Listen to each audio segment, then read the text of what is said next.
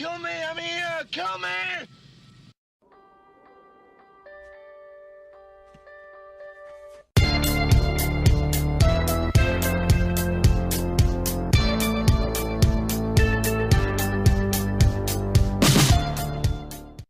Hey everybody, this is Matthew Movies coming at you with my review of the 2016 Academy Award nominated film Hidden Figures. Now this movie is up for Best Picture, Best Supporting Actress, and Best Adapted Screenplay, and of the three, I think it totally deserves to be up for all of them. In fact, I could have seen it being up for more. I could have easily seen this movie be up for Best Actress for Taraji P. Henson.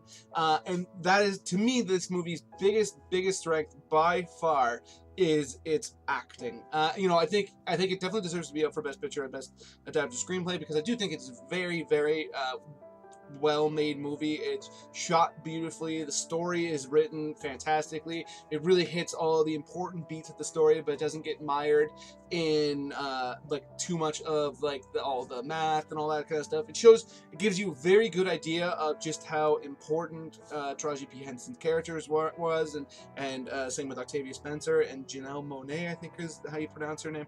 It gives you a very good idea of the importance of all three of these women, but it doesn't, stick with any of their particular stories for so long that you get mired in some of the aspects of their story that could have been conceivably a little bit more boring. And it also hits a lot of the notes of the world in which these women were making it on their own, and basically the civil rights movement at the time that was very much an issue in the country. For those of you that don't know what this movie is about, I believe it takes place in the 60s.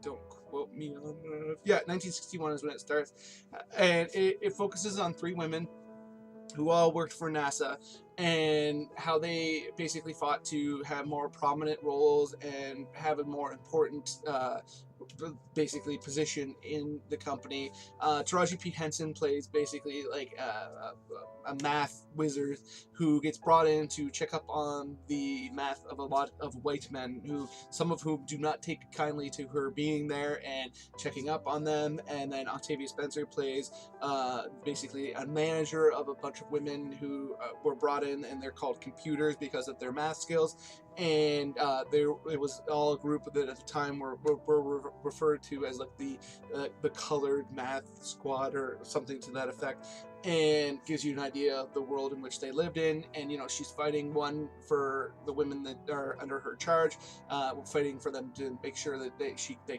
their jobs. She's also fighting to actually be recognized as a supervisor, which is something that the company clearly doesn't want her to do.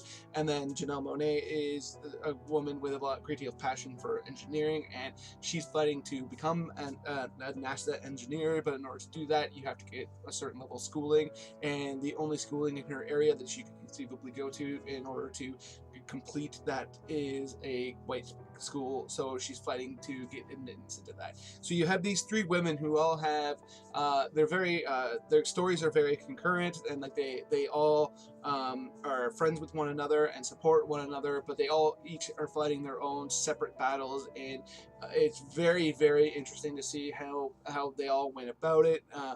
And like Janelle Monáe definitely has the most showy storyline, and which is interesting because it's actually the one that gets focused on the least in the movie. But like she's going and giving like arguing in court to get into a high school, and she's arguing to get like with her husband even about whether or not she's wasting her time and that kind of thing. So in a lot of movies, I feel like her storyline would have actually been the one that was focused on the most, and I found it really fascinating that it was the one that was the exact opposite that got the least attention. And I actually think it's a strength of the movie because I found that the other two women's storyline actually I thought were much more compelling, where they weren't. There's a moment in the movie partway through where Janelle Monáe is complaining about her situation, and the other two women basically say, stop complaining and start doing something about it. And I thought that was a really good message. And no, don't get me wrong, but by no means am I trying to speak down to people who use their brains and their vocabulary and their eloquence to fight on behalf of the civil rights movement. I mean, that has got to be one of the most respectable things in the world, and also a very dangerous thing for people to have been doing back then. I have the utmost respect for that. But you've seen that in so many different movies over the years. Like Selma, and that came out last year. And there's a lot of movies that go into the people who were the outspoken leaders. And so I thought one of the strengths of this movie was that it attacked a similar story and a similar time in America, but attacked it from a completely different route with these other two women predominantly that were, instead of going in and giving speeches, and they both do have moments where they very very eloquently state how their frustrations and what's happening to them, that are both extremely powerful scenes. But more than anything else, they go in and they are just prove themselves to be better than everybody else, and they prove themselves to be people that you really need to take full advantage of. And their story was amazing, and I loved all three performances. I'm definitely surprised that Taraji P. Henson was not up for an Oscar for this movie, because I think she definitely gave a very powerful performance that you really like empathize with her situation, and she came off as a very strong-willed but also vulnerable character, which is quite the achievement. And Octavia Spencer, who is up for Best Supporting Actress, absolutely, I believe, deserves her nomination. And I couldn't be happier that she's up for it, and I'd be very pleased to see her win.